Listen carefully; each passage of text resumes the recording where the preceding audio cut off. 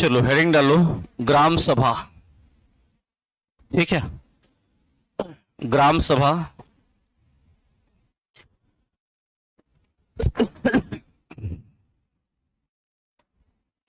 ग्राम सभा से क्या आशय है? सबसे पहले देखो आशय। ठीक है, तो इसकी अलग अलग परिभाषाएं बनेंगी किंतु आशय एक ही है। ठीक है, गांव के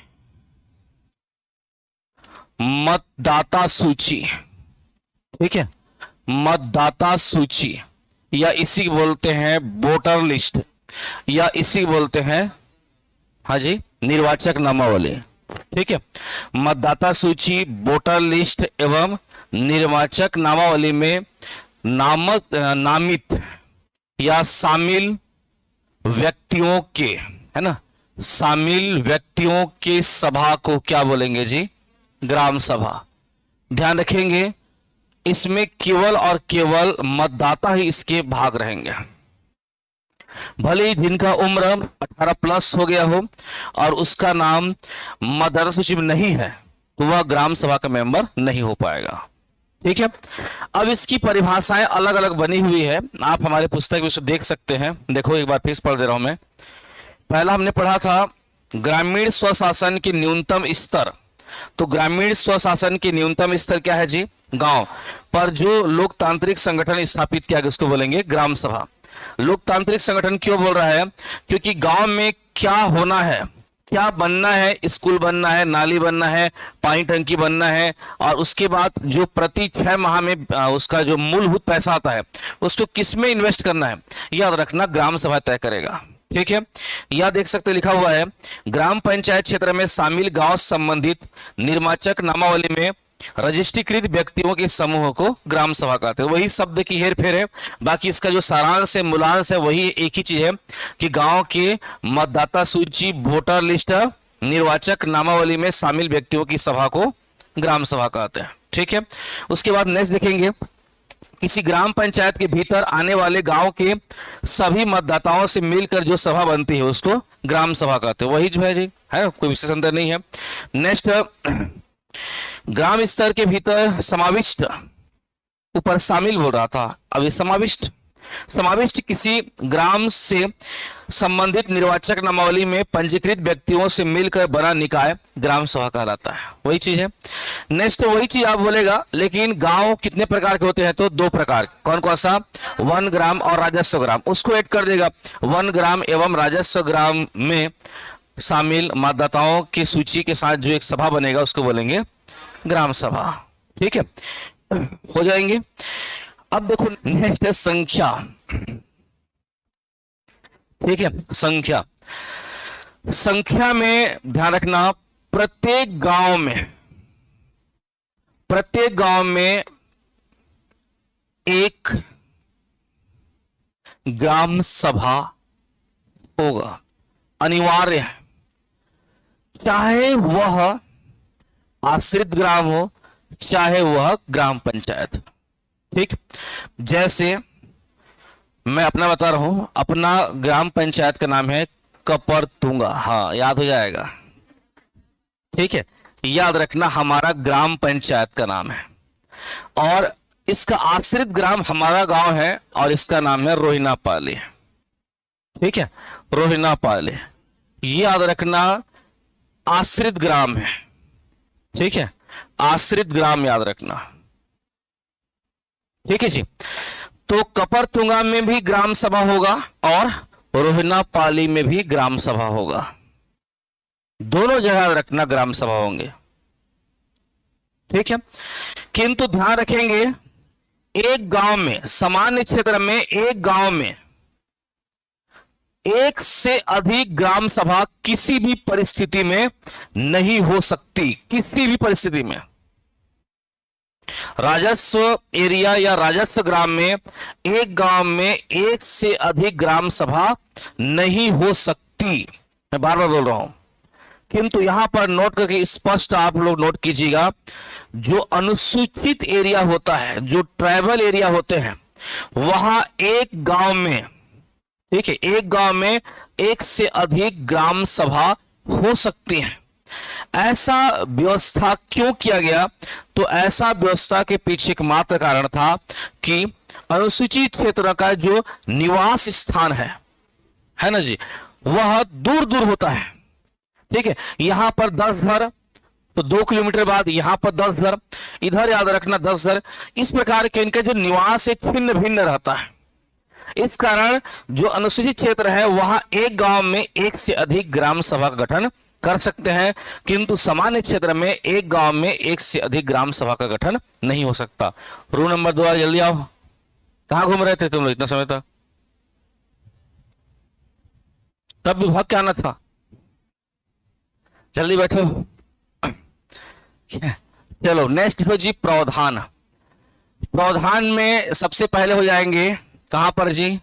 भारतीय संविधान के भाग 9 के अनुच्छेद 243A में। ठीक है, भारतीय संविधान के भाग 9 के अनुच्छेद 243A में याद रखना। ठीक है, जाएंगे छत्तीसगढ़ पंचायती राज अधिनियम 1993 की धारा 6 व 7 में, किंतु अनुसूचित क्षेत्र के लिए किसमें है जी? अनुसूचित क्षेत्र के लिए धारा 129 कितना है? क, ख, ग, घ, अंग ऐसा कर दिया हुआ है उसके लिए। ठीक है, अभी इनके लिए पैसा एक्ट लाया जा रहा है, पैसा एक्ट 1996। अब आप में से कई लोग सोच रहे होंगे कि 1993 में तो हमारा छत्तीसगढ़ ही नहीं बना था। ठीक है, ऐसा ही मैसेज आता है। हमारा जो टोल फ्री नंबर है कोचिंग वाला, उसमें छत्तीसगढ़ कब बना था एकदम हक से? 1 नवंबर सन 2000 को। कंफर्म? कंफर्म। क्यों? तो फिर छत्तीसगढ़ पंचायती राज अधिनियम 1993 कैसे हो लागू हो पाया? समझाओगे? समझते नहीं, इसीलिए हम एक ही बोलते हैं, sorry Shaktimaan, I am sorry. अब क्या नेक्स्ट लिखेंगे? सदस्य। ठीक है, ग्राम सभा के सदस्य कौन होते हैं? ग्राम सभा के सदस्य कौन होते हैं? तो ग्राम पंचायत या गांव के मतदाता सूची या वोटर लिस्ट या निर्वाचक नामावली में शामिल व्यक्ति। मान लो जैसे रामलाल 18 साल के हुआ, फिर 19 साल का हुआ, वोटर लिस्ट में नाम नहीं है, तो वह सदस्य नहीं होगा। जैसे मतदाता सूची में नाम जुड़ा, वैसे ही वह ग्राम सभा का मेंबर हो जाएगा। ठीक, ध्यान रखेंगे चुनाव के लिए न्यूनतम आयु, चुनाव के लिए न्यूनतम आयु 21 वर्ष चाहिए, किंतु मतदान करने के लिए 18 वर्ष। ठीक है, तो ये होता है अनलिमिटेड, मतलब जी इसका कोई कार्यकाल नहीं है। ठीक है, कोई कार्यकाल नहीं है, वो आजीवन चलता रहेगा। कैसे? तुम गए तो तुम्हारे वंशज आ जाएंगे, वो गए तो उनके वंशज आ जाएंगे, है ना भाई? सम्मेलन, ग्राम सभा का सम्मेलन होगा, सम्मेलन नहीं होगा। सम्मेलन याद रखना बड़े स्तर पर होता है, उसको बोलते हैं सम्मेलन। पहले याद रखना आहूत या बुलाना। ठीक है, इसके लिए जो अच्छा शब्द है याद रखना आहूत है, प्लीज जरूर जरूर आना। ठीक है, तो ये याद रखना अच्छा शब्द है। ठीक है, दूसरा याद रखना सम्मेलन की तिथि। ठीक है, सम्मेलन की तिथि, उसके बाद ये स्थान व समय। ठीक है, ये तीसरा हो जाएगा अध्यक्षता। उस सभा का अध्यक्षता कौन करेगा? सभा को आहूत करेगा सरपंच, याद रखना।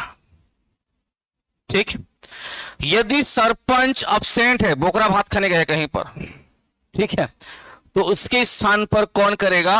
उप सरपंच। ठीक है, तो याद रखना कौन करेगी इसकी अध्यक्षता? उप सरपंच, नहीं सॉरी, आहूत। दोनों नहीं है, दोनों बोकरा भात खाने गए हैं, तो याद रखना ग्राम सचिव आहूत करेगा। ग्राम पंचायत सचिव, ग्राम सचिव नहीं होगा, ग्राम पंचायत सचिव। ठीक है जी। ग्राम सभा के सम्मेलन आहूत करना या बुलाना, ये कौन करेगा? तो पहले याद रखना सरपंच। सरपंच के अपसेंट में कौन करेगा जी? अनुपस्थिति में उप सरपंच, और इन दोनों के अनुपस्थिति में ग्राम पंचायत का सचिव। ठीक है, हो गया, बन जाएंगे। अब देखेंगे नेक्स्ट, सम्मेलन की तिथि, समय और स्थान। ठीक है, ये कौन तय करेंगे? तो सरपंच तय करेगा। सरपंच अनुपस्थित है तो, ये अनुपस्थित है तो उप सरपंच करेगा, और दोनों अनुपस्थित हैं तब जी ग्राम पंचायत सचिव करेगा। ग्राम पंचायत सचिव। ठीक है, 15 तारीख को वार्ड क्रमांक 13 उर्फ डीपापारा, शाम 7 बजे, ठीक, रामलाल के 8 बेड हो। ठीक है, याद रखना तय किया जाएगा। ठीक है जी, हो गया। उसके बाद देखेंगे नेक्स्ट, सम्मेलन की अध्यक्षता। सम्मेलन की अध्यक्षता कौन करेगा? तो पहला हो जाएंगे सरपंच करेगा। सरपंच, सरपंच नहीं है तो उप सरपंच करेगा, और दोनों नहीं है तो, बोल लिए, मैं बोलूं आप? ओके, तो फिर याद रखना तत्कालिक उपस्थित, हाँ जी, ग्राम सभा के सदस्यों में से कोई एक। ठीक है, ग्राम सभा के सदस्य बोल रहा हूं मैं, अर्थात मतदाता, ना कि मैं बोल रहा हूं ग्राम पंचायत के सदस्य। ग्राम पंचायत के सदस्य से क्या है जी? पंच, पंच याद रखना। तो मैं बोल रहा हूं ग्राम सभा के सदस्य, अर्थात मतदाता सूची में शामिल कोई एक व्यक्ति करेगा, न कि कोई पंच। और इसको तत्समय उपस्थित सदस्यों में से कोई एक करिए, जैसे तिवारी जी, ठीक है, सर्वसम्मति से बुलाने गए थे ना भाई। ठीक है, तो इसी प्रकार याद रखना एक व्यक्ति क्या करेगा? उसका अध्यक्षता करेगा। ठीक है, पीयूष समझ में नहीं आ रहा है क्या होता है? स्थान, पहले तो यही हमको पढ़ना चाहिए था। ग्राम सभा का सम्मेलन कौन सी स्थान पर होगा? अपने अपने ग्राम में होगा जी। अब जैसे हमारे गांव वाले कपरतुंगा थोड़ी जाएंगे बैठक के लिए, है ना, हमारे गांव में होगा। लेकिन अब यहां पर दुविधा ये फंसती है, ग्राम पंचायत कपरतुंगा, आश्रित ग्राम रोहिना पाले, सरपंच तो एक है, तो फिर वो कहां जाएगा? तो या तो दोनों का डेट अलग अलग कर दो, कपरतुंगा का 15 तारीख तो रोहिना पाली का 16 तारीख, या डेट सेम करना है तो सरपंच चल दे कपरतुंगा, उप सरपंच रोहिना पाले। ठीक है, कागज में, रियल लाइफ में कोई ऐसा बैठक नहीं होता। होता है गांव में? नहीं होता। आप में से तो कई लोग अभी सुन रहे हैं ग्राम सभा, कई लोगों को अभी भी क्लियर नहीं हुआ कि ग्राम पंचायत सरपंच गया कहां। ठीक है, कई लोग अभी समझ नहीं पा रहे, ये ग्राम सभा है, ग्राम पंचायत हम नहीं पढ़ रहे हैं। पंचायत का सम्मेलन कहां होगा? ये तो ग्राम सभा का है, किंतु याद रखना ग्राम पंचायत का सम्मेलन कहां होगा जी? ग्राम पंचायत के मुख्यालय में, जैसे हमारा ग्राम पंचायत है कपरतुंगा और आश्रित ग्राम रोहिनापाली, तो जब भी ग्राम पंचायत का बैठक होगा वो कपरतुंगा में ही होगा, वही उसका मुख्यालय होगा। ये नहीं कि गर्मी के समय रोहिनापाली ले आए और ठंड के समय कपरतुंगा ले आए, ऐसा नहीं हो पाएगा। वही छोड़ याद रखना, ठीक है, किसका? ग्राम पंचायत का। किंतु ग्राम सभा का तो अपने काम हो जाएंगे, ठीक। अब ये जो अध्यक्षता है जी, ये याद रखना ट्राइबल एरिया में अलग हो जाता है, ठीक है। हमने पढ़ा है ग्राम सभा की अध्यक्षता ये सामान्य क्षेत्र के लिए है, सामान्य क्षेत्र या राजस्व क्षेत्र के लिए सरपंच, उसके बाद उप सरपंच, उसके बाद ग्राम सभा के सदस्यों में से कोई एक। किंतु ट्राइबल एरिया में, ठीक है, ट्राइबल एरिया में ग्राम सभा के, यहां पर स्पष्ट ना जी, अनुसूचित क्षेत्र के लिए ही है, ठीक है, अनुसूचित क्षेत्र के लिए, और ये याद रखना सामान्य क्षेत्र के लिए था ये, ठीक है। अनुसूचित क्षेत्र में ग्राम सभा के सदस्यों में से कोई एक सदस्य करेगा, वह एसटी ही होना चाहिए, वह तत्समय, ठीक है, तत्समय उसका चुनाव होगा, चयन किया जाएगा तत्समय, ठीक है, तत्समय याद रखना उसका चुनाव होगा, ठीक। कौन नहीं करेगा? पंचायत पदाधिकारी, पंचायत पदाधिकारी। पंचायत पदाधिकारी से आशय क्या है?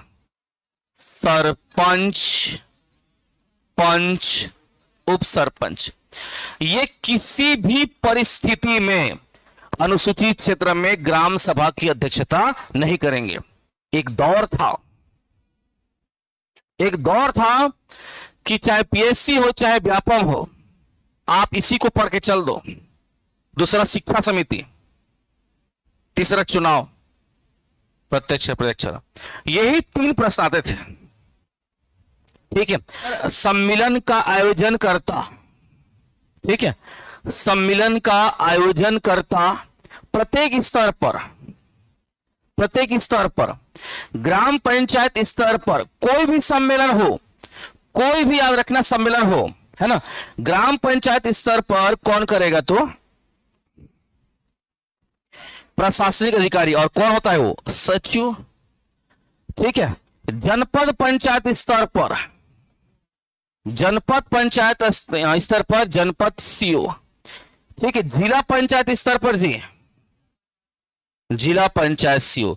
ये लोग क्यों करेंगे जी?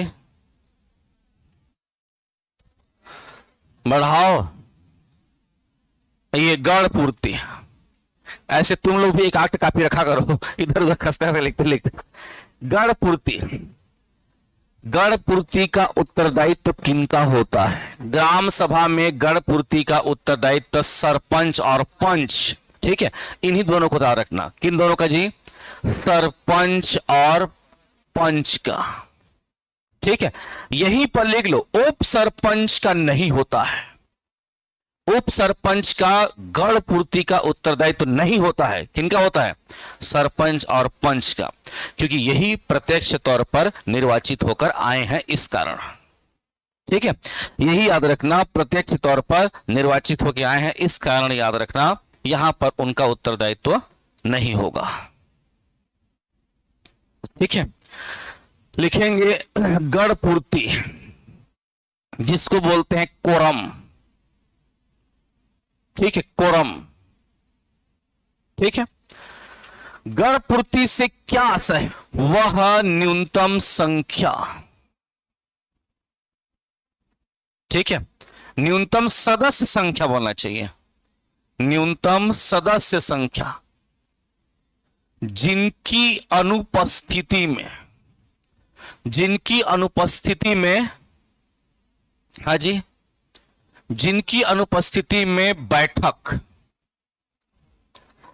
प्रारंभ नहीं की जा सकती।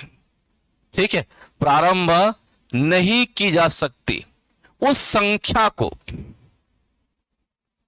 ठीक है, उस संख्या को क्या कहते हैं जी? गणपूर्ति या कोरम। ठीक है, सदस्यों की वह न्यूनतम संख्या जिसके अनुपस्थिति में बैठक नहीं की जा सकती, उस संख्या को बोलते हैं कोरम या गणपूर्ति। जैसे हमारे छत्तीसगढ़ विधानसभा में सीटों की संख्या है 90, तो इसका 1/10 कितना होगा? 9। तो 9 में नहीं हो पाएगा ना जी। मैंने क्या बोला? कुल सदस्यों का 1/10वां हिस्सा जिनकी संख्या 10 से कम नहीं होनी चाहिए। तो हमारे यहां भी विधानसभा में गणपूर्ति के लिए न्यूनतम 10 चाहिए। ये तो खैर संविधान की बात हो गया। फिलहाल हम बात करते हैं कहां पर? ग्राम पंचायत के लिए। ठीक है, तो इसमें सबके लिए अलग अलग कर दो। ठीक है, पहला ग्राम सभा में गणपूर्ति पढ़ना तो हमको यही था, लेकिन लगे हाथ बाकी निकाय भी पढ़ लेते हैं जी। ग्राम सभा, नेक्स्ट ग्राम पंचायत की गणपूर्ति, नेक्स्ट जनपद पंचायत की गणपूर्ति। ठीक है, नेक्स्ट आएगा जनपद पंचायत की गणपूर्ति, नेक्स्ट आएगा आपका जिला पंचायत की गणपूर्ति। ठीक, गणपूर्ति के लिए क्या चाहिए? मेंबर। मेंबर आएंगे ना भाई, वही होगा भाई। तो ग्राम सभा के सदस्य कौन होते हैं जी? मतदाता, मतदाता सूची में नामित व्यक्ति। और ग्राम पंचायत के सदस्य कौन होते हैं? पंच। ठीक है, ग्राम पंचायत के सदस्य कौन होगा? तो पंच, याद रखना, पंच। जनपद पंचायत का सदस्य कौन होता है? तो वही जनपद पंचायत सदस्य, इसी बोलेंगे बीडीसी। जिला पंचायत का सदस्य कौन होता है? तो जिला पंचायत सदस्य होता है डीडीसी। ग्राम सभा के लिए 2 एरिया आपको याद रखना पड़ेगा जी। एक आपका सामान्य एरिया और दूसरा हो जाएंगे आपका अनुसूचित एरिया, अनुसूचित क्षेत्र। ठीक, सामान्य क्षेत्र में गणपूर्ति के लिए कुल सदस्यों का 1/10वां हिस्सा। ठीक, सामान्य क्षेत्र में गणपूर्ति कहां होगा? तो सामान्य क्षेत्र में असर कितना चाहिए गणपूर्ति के लिए? तो कुल सदस्यों का 1/10वां हिस्सा। मान लो हमारे गांव में 600, मान लो 600 मतदाता सूची में नामित व्यक्ति हैं, तो 600 का 1/10वां हिस्सा मतलब 60। किंतु उसमें से 1/3, 1/3 सदस्य महिला सदस्य होनी चाहिए, अर्थात 20 मेंबर, है ना भाई। मैंने क्या बोला?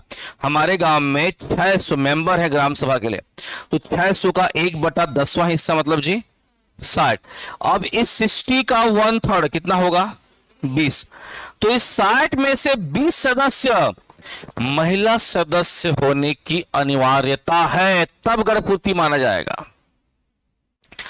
यदि 60 हो गए और वो सब के सब यदि पुरुष है तो नहीं माना जाएगा। यदि 60 में 50 यदि पुरुष है, 10 महिला है तो नहीं माना जाएगा। ठीक है, 60 में यदि 19 महिला है, ठीक है, और याद रखना 41 पुरुष है, तो भी गणपूर्ति नहीं माना जाएगा। ठीक है, बन जाएंगे। तो याद रखना सामान्य क्षेत्र में कुल सदस्यों का 1/10 सदस्य की आना अनिवार्य है, तब गणपूर्ति माना जाएगा। किंतु उस 1/10 सदस्य में 1/3 सदस्य महिला सदस्य होने की अनिवार्यता है। ठीक, अब देखेंगे ट्राइबल एरिया में, अनुसूचित क्षेत्र में, इसमें 1/3 रखा गया, 1/3, 1/3। ठीक है, लेकिन इस 1/3 में 1/3 सदस्य महिला सदस्य होने की अनिवार्यता है।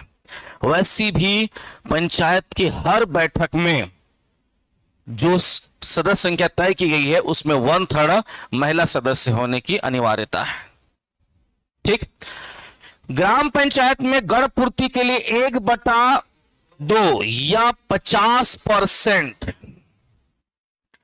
फिर भी इसमें क्या लिखेंगे, जिसमें से 1/3 महिला सदस्य होने की अनिवार्यता है।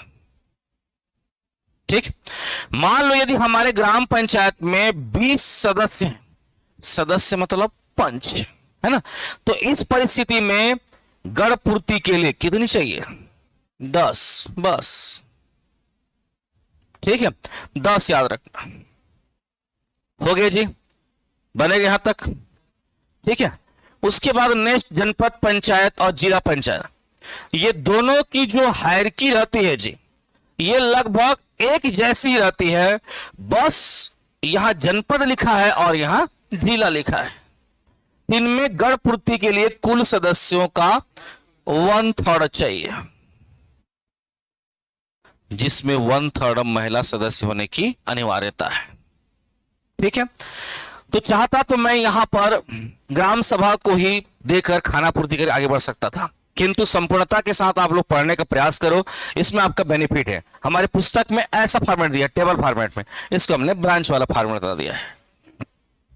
ठीक है, एक बार फिर देखिएगा, उनकी अनुपस्थिति में बैठक की कार्यवाही प्रारंभ नहीं की जा सकती, उस न्यूनतम जनसंख्या को कोरम या गढ़ पूर्ति कहते हैं। ठीक है, कोरम या गढ़ पूर्ति कहते हैं। हो गया। अब देखो, ग्राम सभा के सदस्य होते हैं ग्राम पंचायत के मतदाता। ठीक है, तो सामान्य क्षेत्र के ग्राम सभा के लिए कुल सदस्य का 1/10 और अनुसूचित क्षेत्र के लिए 1/3। ठीक है, ग्राम पंचायत के लिए जी, इसके सदस्य होते हैं पंच, इनके लिए 1/2 या 50%। वही आपका जनपद पंचायत और जिला पंचायत के लिए 1/3। प्रत्येक स्तर पर 1/3 महिला सदस्य होने की अनिवार्यता है, तभी याद रखना माना जाएगा गढ़ पूर्ति, अन्यथा नहीं। अब देखेंगे रिस्पॉन्सिबिलिटी या उत्तरदायित्व किनका किनका है। तो ग्राम सभा में गढ़ पूर्ति के लिए उत्तरदायित्व किनका किनका है जी, हाँ ठीक, इनमें याद रखना, एक हो जाएंगे पंच और दूसरा सरपंच का। ठीक है, ग्राम पंचायत में किसका उत्तरदायित्व है, प्रमुख का ही रहेगा बाकी स्तर पर। इधर आपका जनपद पंचायत में जी, जनपद पंचायत अध्यक्ष का, और जिला पंचायत में जिला पंचायत अध्यक्ष का। ठीक है, इन तीनों स्तर पर प्रमुख का ही रिस्पॉन्सिबिलिटी रहेगा। ठीक जी, और यहां पर याद रखना किसका रहेगा, तो पंच और सरपंच का। नेक्स्ट, ग्राम सभा का सम्मेलन तिथि। ठीक है, प्रत्येक 2 सम्मेलन के मध्य, ठीक है, प्रत्येक 2 सम्मेलन के मध्य 3 माह से अधिक का अंतराल नहीं होना चाहिए। ठीक है जी, प्रत्येक 2 सम्मेलनों के मध्य 3 माह से अधिक का समय अंतराल नहीं होने चाहिए। पहले 4 डेट फिक्स था, वर्तमान समय में 4 के स्थान पर कितना कर दिया गया है, 6 याद रखना। एक वर्ष में ये 6 याद रखना सम्मेलन होना अनिवार्य है। पहले 3-3 माह के गैप में किया गया था जी, बाद में 2 और जोड़ दिया। ठीक है, तो पहला कितना तारीख को, 23 जनवरी। दूसरा हो जाएंगे 14 अप्रैल, डॉक्टर भीमराव अंबेडकर जी का जन्म तिथि है ना जी। तीसरा हो जाएंगे 20 अगस्त, और चौथा हो जाएंगे 2 अक्टूबर, गांधी जयंती। ये पहले 3-3 माह की ड्यूरेशन में पहले 4 था, 14 अप्रैल, 20 अगस्त, 2 अक्टूबर। ठीक है, ये दोनों तिथि के विशेष ध्यान रखना भाई, है ना। 14 अप्रैल बाबा साहब डॉक्टर भीमराव अंबेडकर जी का जन्मतिथि और 2 अक्टूबर गांधी जयंती। जनवरी के लिए सर्च करना सुभाष चंद्र बोस और 20 अगस्त राजीव गांधी। ठीक, उसके बाद 2 नया डेट किए गए।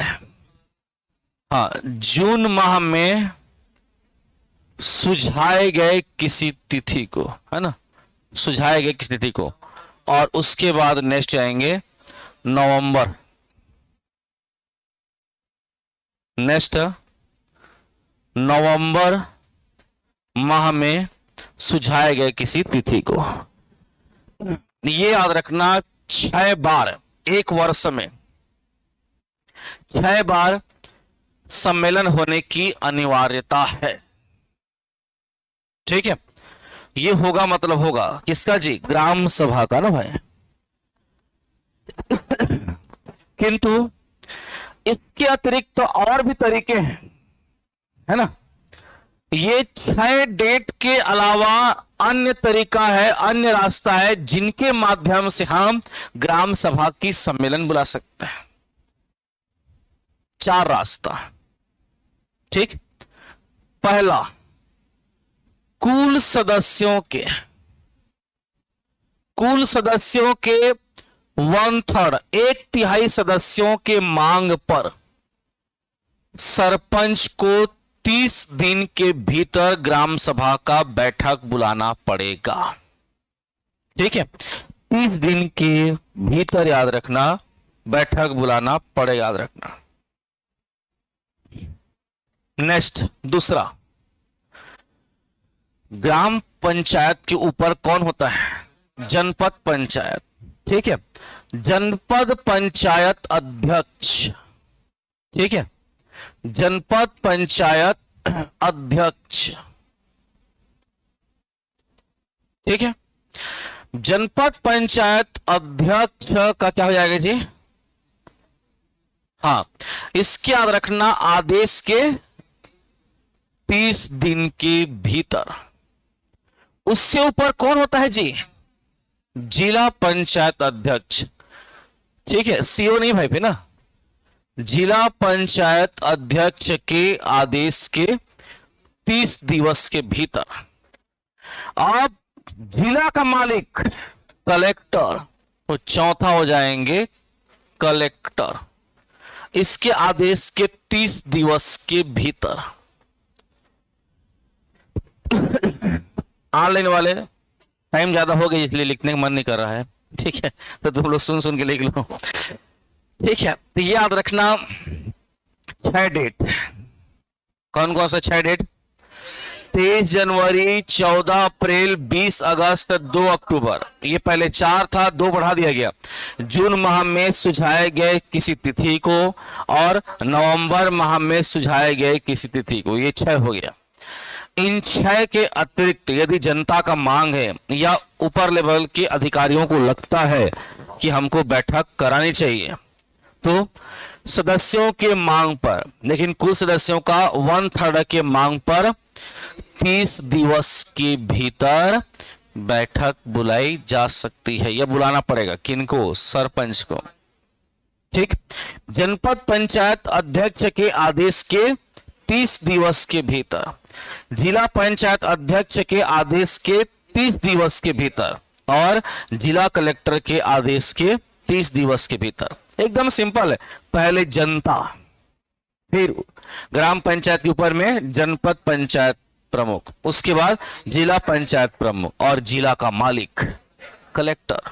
ठीक है, तो ये 4 क्या रखना, आदेश पर 30 दिन के भीतर सरपंच को ग्राम सभा का सम्मेलन बुलाना पड़ेगा। कागज में, रियल लाइफ में ऐसा कुछ होता नहीं है जी। आप भी गांव से हैं, हम भी गांव से हैं। ठीक है, ऐसा कभी क्या गांव में हुआ है सम्मेलन बैठक? नहीं होता। ठीक है, तो जब आप लोग ऑफिसर बनेंगे, ठीक है, तो अपने अधीन क्षेत्रों के सरपंच वगैरह को आदेश देना भाई कि अपने गांव में ग्राम सभा सम्मेलन कर महू जात है। ठीक है, कहीं कुकरी भात और बोकरा भात में ठगा मत जाना, फिर बकायदा बैठक बुलाओ और जो जनता की मांग हो उसी हिसाब से फिर प्रशासन का संचालन करना। इसीलिए मैं पढ़ा रहा हूं, इसीलिए प्रश्न पूछ रहे हैं। ठीक है, बाकी